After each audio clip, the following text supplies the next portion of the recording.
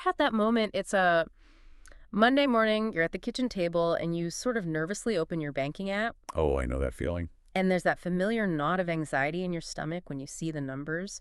Or maybe you're, scrolling social media and you see an old classmate just thriving, traveling the world, and you're feeling, well, completely stuck. And you're thinking, I'm working just as hard. Why not me? Yeah. It's that frustration because you know the effort is there. You feel like you should be further along. Exactly.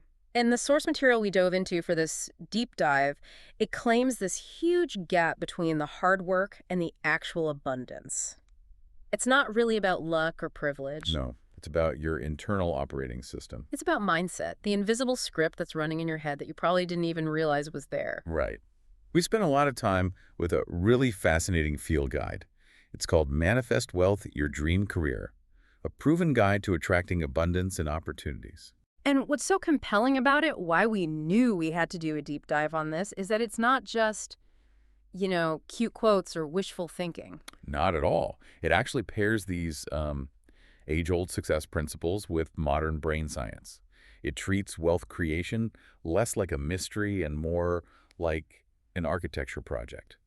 And the blueprints are your own neural pathways. So our mission for you today is to pull out a really robust, proven framework from this, something that can help you transform those invisible stories you tell yourself about money and your own worth. And turn them into visible, tangible results, on your bank statement and your resume. We're looking for the how. How do you go from just like survival mode to actually creating abundance on purpose? And the author's own journey really frames this whole thing as a personal experiment that worked. So we're moving past just affirmations and looking at a detailed guide to designing your own abundance blueprint. The core idea we really have to hang on to here is this. Every single result in your outer world starts with a script running in your inner world. And if that script is outdated or fearful or, designed for a younger version of you, your actions are they're inevitably going to be sabotaged by your own wiring. So let's get into it. Okay, so let's start right at the beginning. We've got to identify and overthrow what's running the show right now. The source calls this the money mindset revolution, which I love. It's a great term for it because you really are overthrowing this unconscious regime that was installed without your adult consent. An invisible script. What does that actually mean? It means it's this quiet thing that controls your financial decisions, the emotions that pop up when you talk about salary, and ultimately the size of your bank account.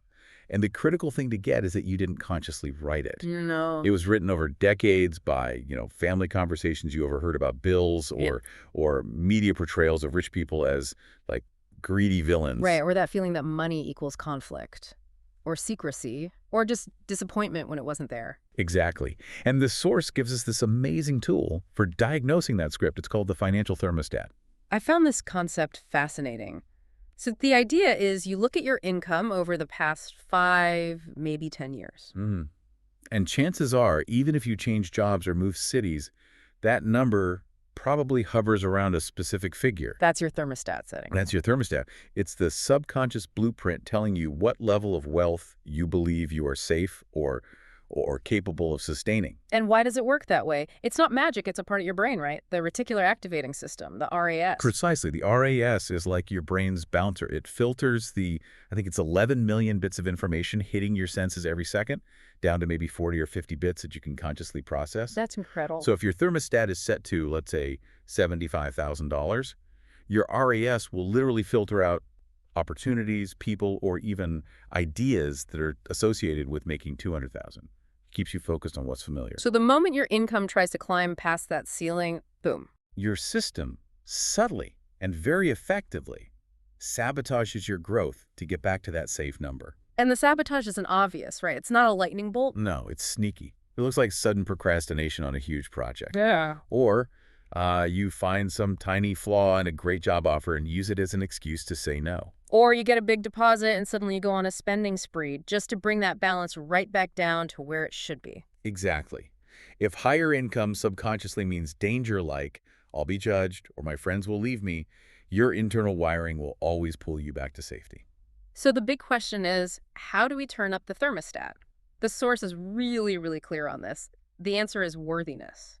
Worthiness is the gateway. That's the term they use. Why the gateway? Because if you subconsciously believe you don't deserve wealth, Your psyche is basically compelled to sabotage you to prevent you from getting it or keeping it. It's about consistency. It's totally about consistency. It's rooted in what's called self-consistency theory. We act in harmony with who we believe we are, even if that self-image is negative. So if you secretly believe you're only worth a certain amount of struggle, you'll just keep creating that reality. You'll undercharge. You'll overgive. You'll turn down the big opportunities. And it's all to avoid the psychological pain of holding something you don't feel worthy of. That's the part people miss. They think getting wealthy would be amazing, but it can actually create more internal pain if your beliefs don't match. Absolutely. It forces an identity crisis.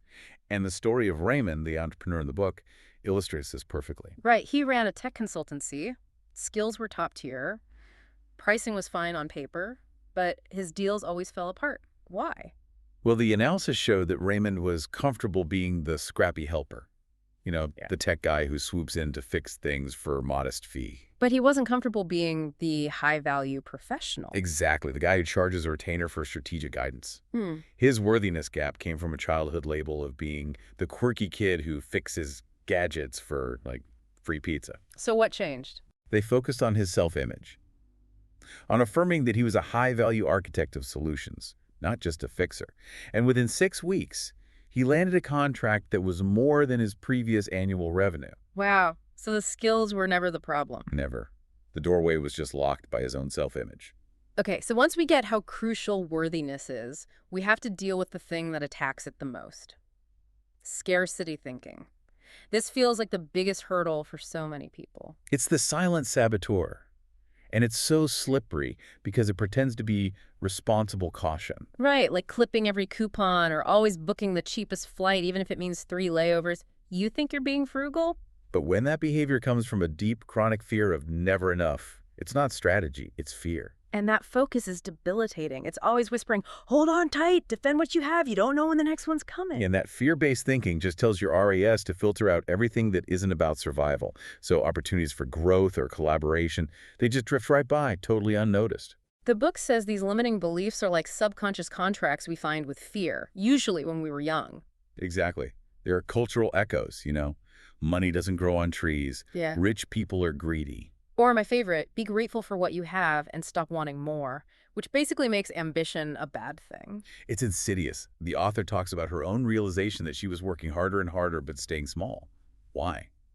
Because she had a subconscious pledge to be humble and not selfish, which to her meant being broke. That's so powerful, and I love the idea of voiding the contract. Can you walk us through how to actually do that? How do you make it stick? Okay, so this is a really critical technique. Mm-hmm. You have to treat it like a real legal document.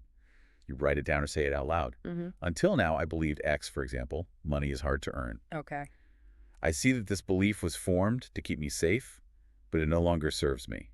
I hereby formally void this contract and release it. And then you create the new contract. Yeah. Yes.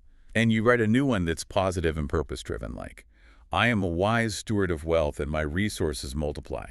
Or, money responds positively to my attention. The formality of it signals to your subconscious that this is a new rule. But it's not just about the thoughts, right? Beliefs have these emotional bodyguards, as the book calls them. Fear, guilt, shame. That's right. Those feelings are the glue. They embed the beliefs in your nervous system, in your limbic system.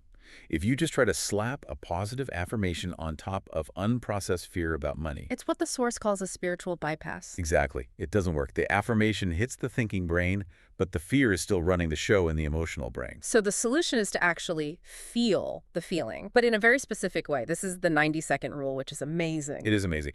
The research cited shows that if you just witness an emotion, say anxiety when you see a big bill, without telling yourself a story about it, the chemical components of that raw emotion will metabolize in your body in about 90 seconds. 90 seconds. Why that specific time? Because that's about how long it takes for that chemical cocktail, the cortisol, the adrenaline, to get absorbed and processed by your bloodstream.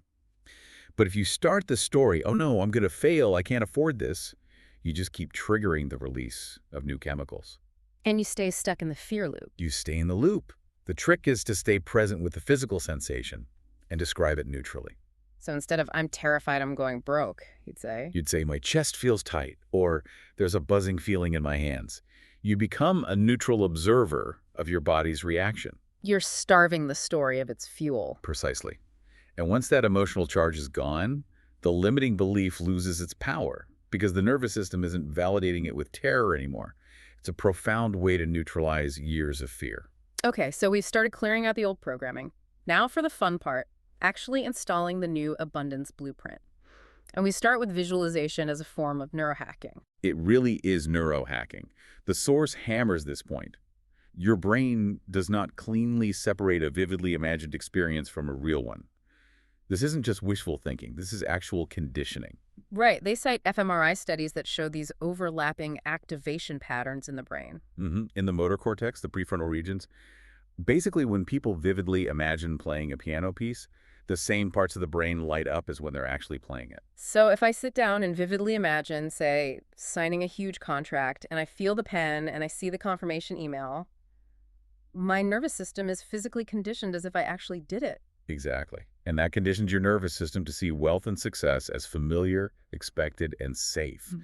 That's the key. It lowers the psychological resistance that would normally trigger self-sabotage. But I can hear some people thinking, okay, but if the brain can't tell the difference, why isn't everyone rich just by thinking about it? What's the missing ingredient? The missing ingredient is emotional coherence and consistency. The source gets into two deeper concepts here: mirror neurons and a quantum physics perspective. Let's start with mirror neurons. Okay, so mirror neurons fire both when you do something and when you just watch or imagine it. So when you mentally rehearse success, your mirror neurons create these micro sensations of triumph. It makes the feeling of abundance feel normal. And the quantum claim, how do we unpack that without getting too out there? Well, from an energy physics view, the source suggests that when you hold a sustained, coherent emotional image of what you want, prosperity, for example, you generate a measurable electromagnetic field. And your heart is the biggest generator of that field. It is. So when your thoughts and your feelings are aligned, when they're coherent, they send out a strong, consistent signal. And that signal is theorized to attract opportunities that match its frequency. It's the difference between a weak, staticky radio signal and a clear broadcast.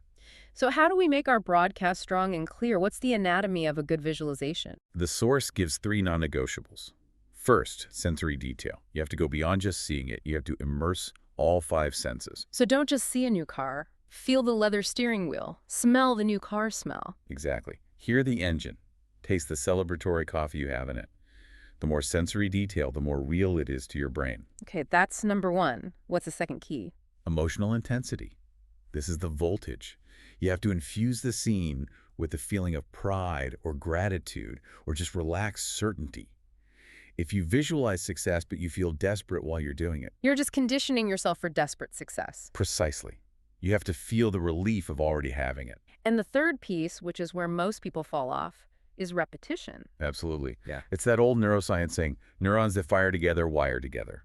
The more you rehearse that wealth scenario, the stronger and faster that neural pathway becomes. You're making it the default setting for your brain. Okay, so visualization programs the future, but then the source says gratitude is the master key. It's the core work. This is such an essential point.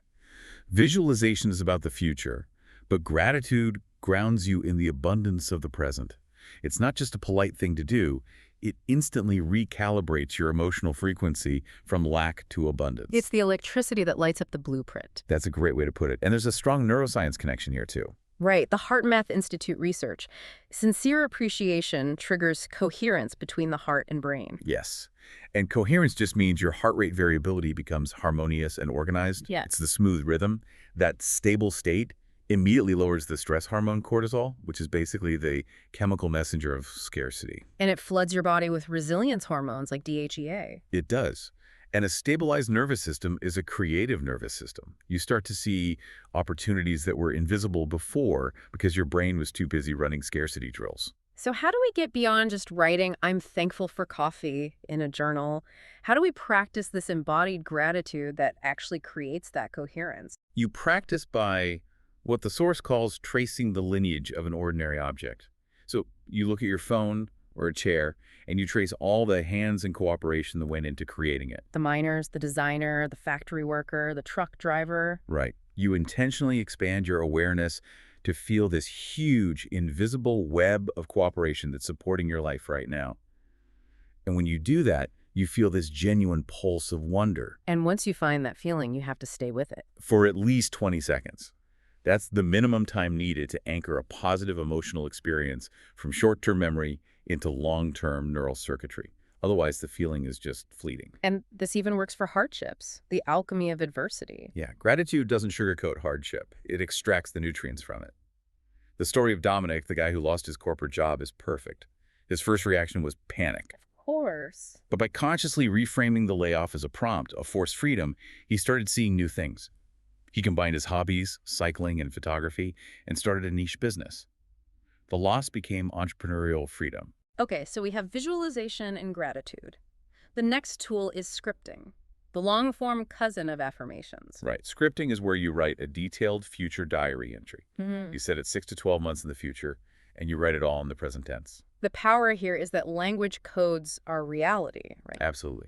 So by writing, for example, June 15th, the morning sun is slicing through my new office window. I just checked my phone and saw 12 new enrollments came in while I slept.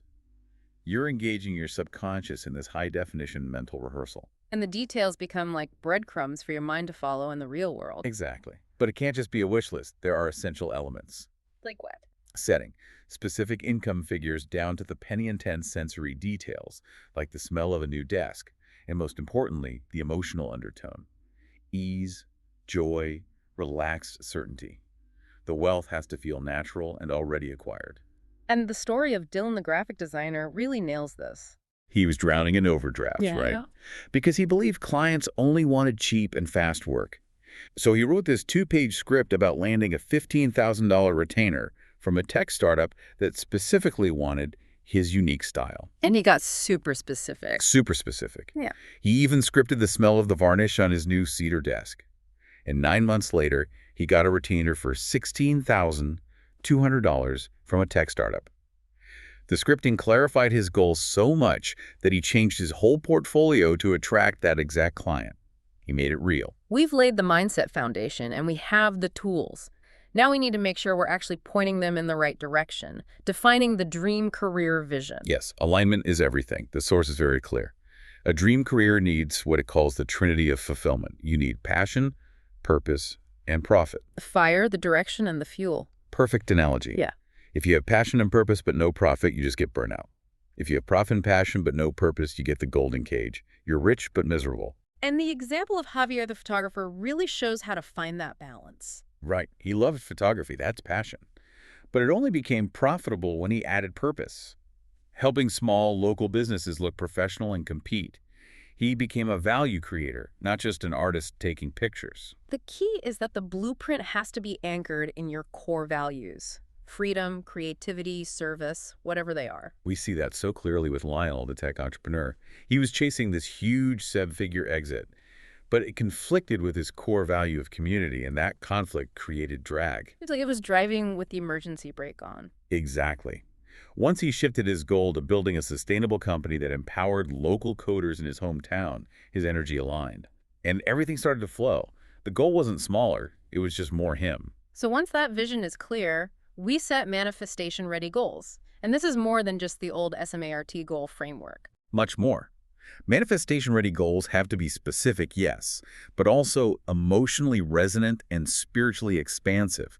You need a specific number like $125,000 net revenue by December 31st, not just more money, to give your subconscious a clear destination. And it has to be in the sweet spot, right? It needs to stretch you, but also delight you. That's where the sign smile test comes in. When you write down the goal, check your body.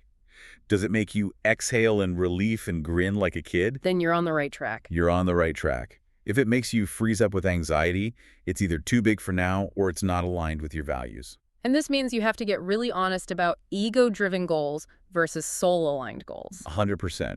Ego goals are about impressing people. Soul-aligned goals are about contribution and honoring your values. The story of the corporate attorney is so good. She wanted to double her salary to impress her old partners. Right. But her real soul-aligned desire was to fund a pro bono legal clinic.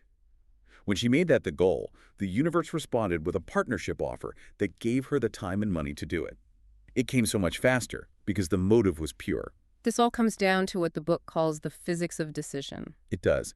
A decision literally means to cut off. Mm. When you decide on a specific purpose-infused outcome, like Marie the designer deciding on 80,000 a year so she could hire an intern and focus on bigger projects, you cut off all the other timelines. You cut off the timeline of struggle and stagnation. You do. And by making that firm decision, you program your RAS to look only for evidence that supports the $80,000 reality, and the world starts rearranging itself to match your determination. Okay, so the mindset is there, the blueprint is there, the goals are set, but nothing happens without action. Let's talk about the art of inspired action versus just hustling. This is a critical distinction. Inspired action comes from intuition and ease, is a magnetic pull.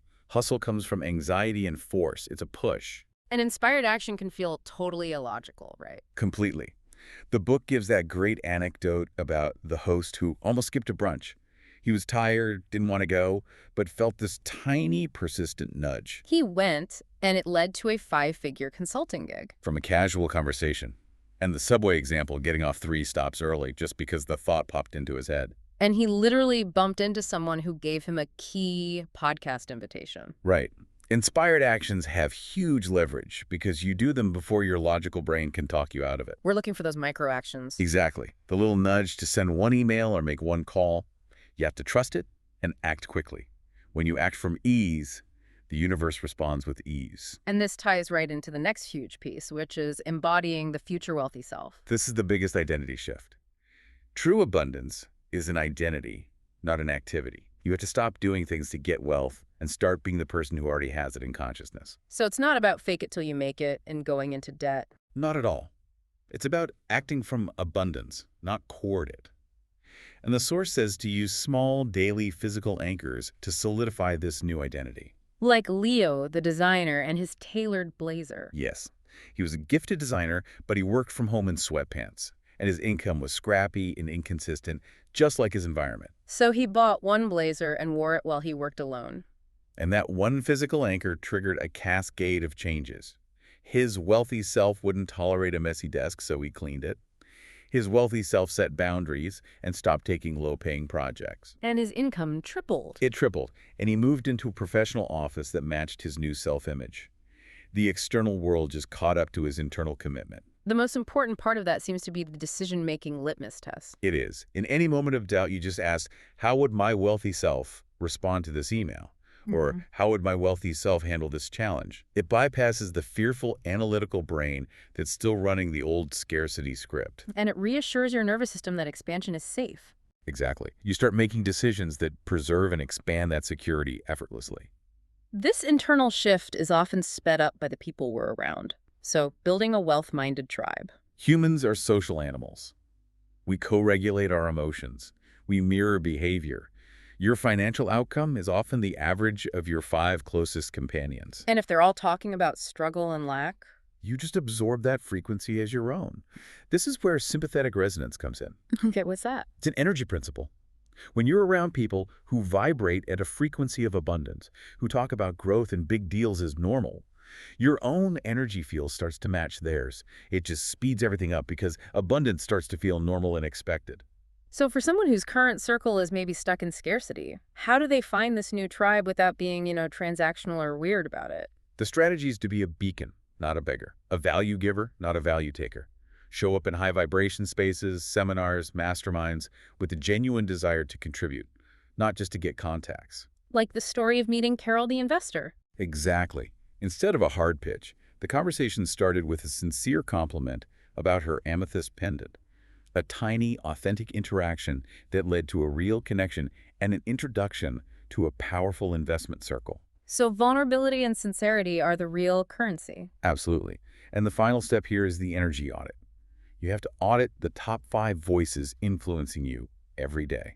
And that includes media, podcasts, everything. Why is that so crucial? To avoid crab bucket syndrome. When crabs are in a bucket, if one tries to climb out, the others pull it back down. People do that too. They do it unconsciously. Yeah. Your success can feel like a threat to their status quo, so they project their fear onto you to try and pull you back. You have to actively protect your new frequency. We've done the work, we've taken inspired action, but we're not quite at the finish line. we have to talk about self-sabotage. The ghost in the machine.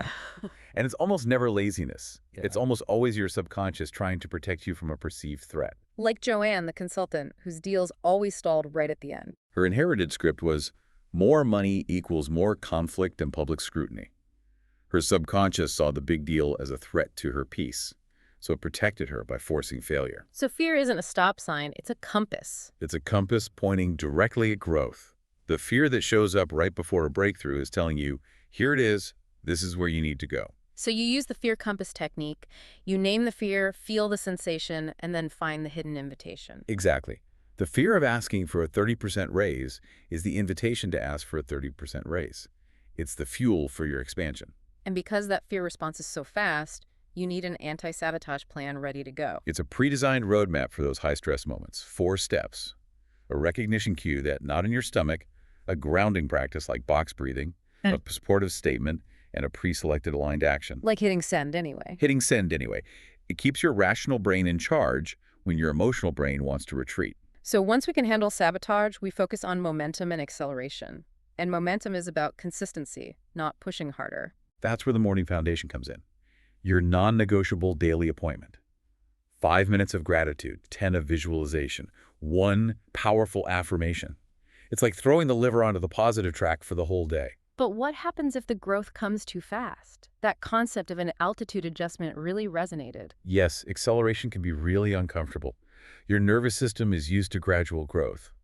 When success comes quickly, the system detects a mismatch and tries to sabotage you to get back to normal. So the remedy is conscious integration. Right. You have to actively update your identity to match the new altitude. You stabilize with simple systems like a clear budget, and you literally have to tell your nervous system, it is safe to expand this quickly. I can handle this. That's the piece that stops people from just losing the fast money as quickly as they got it. It is.